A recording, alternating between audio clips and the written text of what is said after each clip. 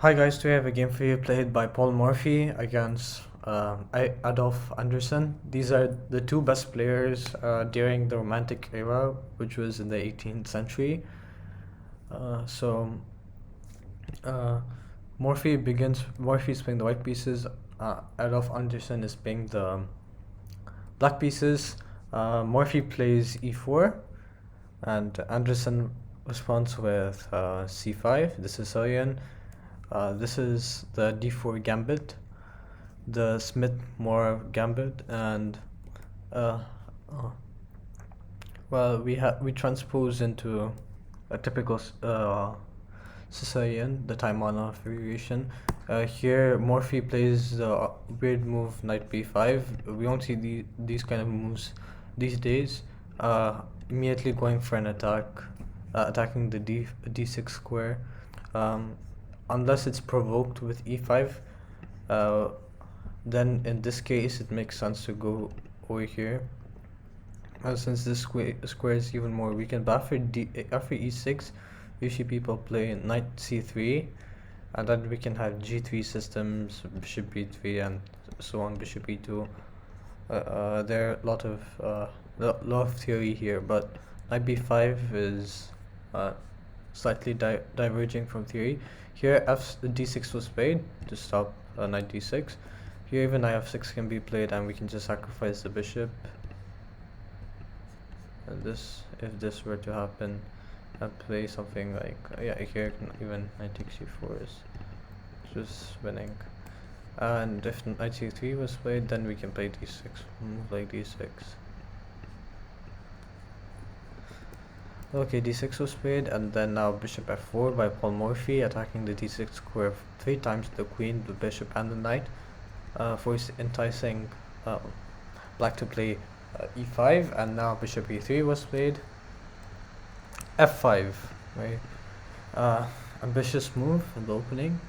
Usually it's much more safer to play something like knight f6, bishop a6, b5, and go for some kind of Sveshnikov structure with this knight on c6, which is quite awkward. Usually the knight's on b8 and it goes to d7. However, it's still a playable position. Instead, he goes for f5, after which Paul Morphy, he ignores this f4 threat and plays knight c3, knight to c3, and now f4 was played, and Paul Morphy goes for the c7 square and an attack. So the pawn was captured, and then the knight there was a check, and it's a fork. King b7, and now queen f3. This isn't the best move. Probably taking the rook was the best move, after which we can f takes, king takes, knight, bishop, and this is a very active position for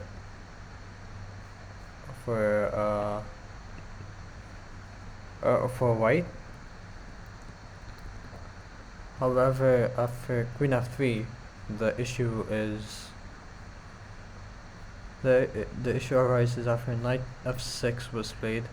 How do we play this position? And after bishop c5, now knight d4, attacking the queen. The rook is still not captured, so white isn't currently up much material, and black is also gaining the initiative. And now knight takes was played, and then d5 was played. Over here, it's important to note that king e7, move like king e7 can't be played because of knight d5, and then queen f7, and here we can just take the pawn, attacking the knight, and the attack, if this knight were to take this pawn, it leaves this b5 square unguarded, and if this is checkmate.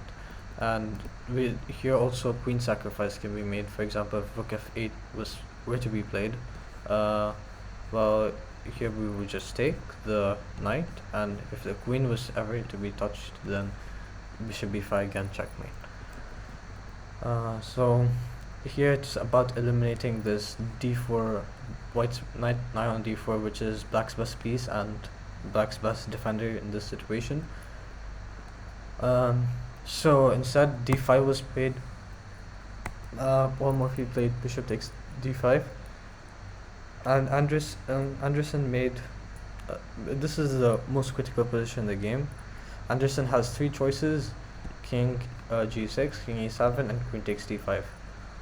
So let's explore first queen takes d5. After queen takes d5, we can just take with a knight, takes, and takes, and this is bishop c5, for example, and now rook b8, saving the rook, b4, bishop e7, or bishop d6, and this is in this position.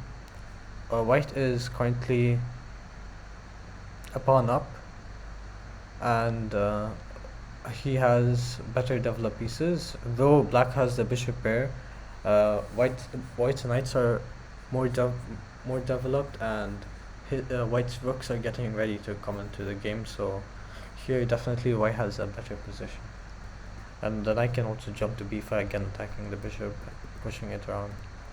So this is definitely a favorable position for white.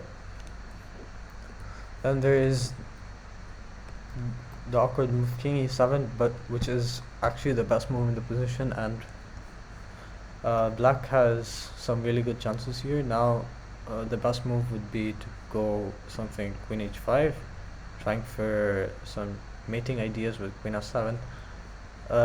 Here also another idea is knight to g8 check, attacking the queen, but here king d6, and it's very difficult to find any sort of counterplay for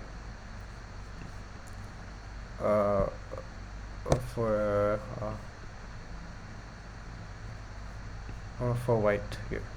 And yeah, this position isn't attractive because the king escapes, and it's a very evenish position for chances for both sides. So the most enticing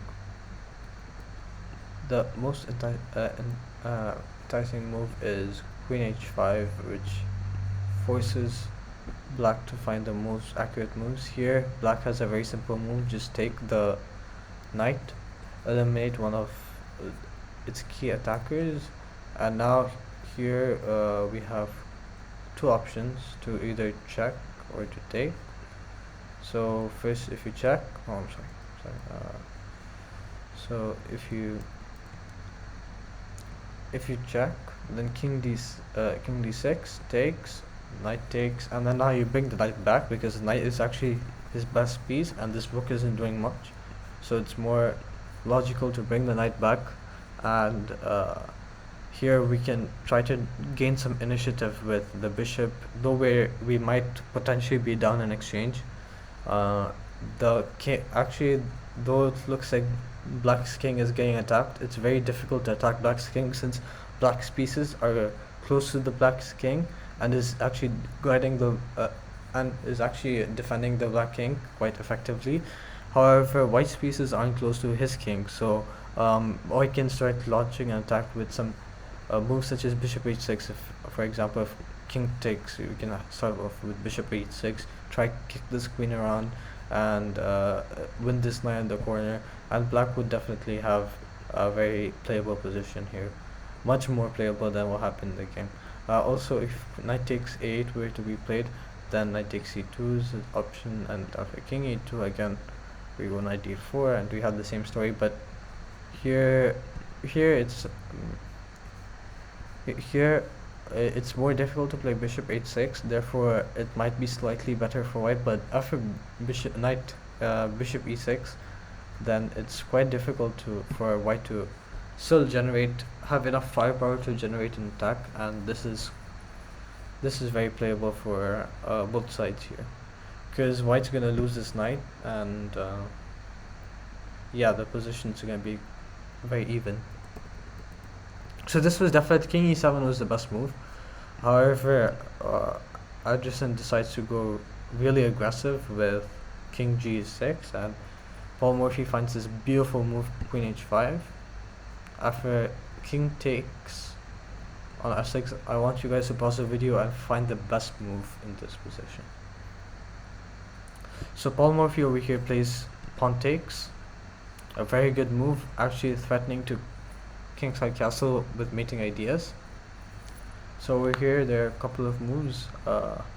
There's g6, so after which queen h4 can be played, and now you actually have a good chance of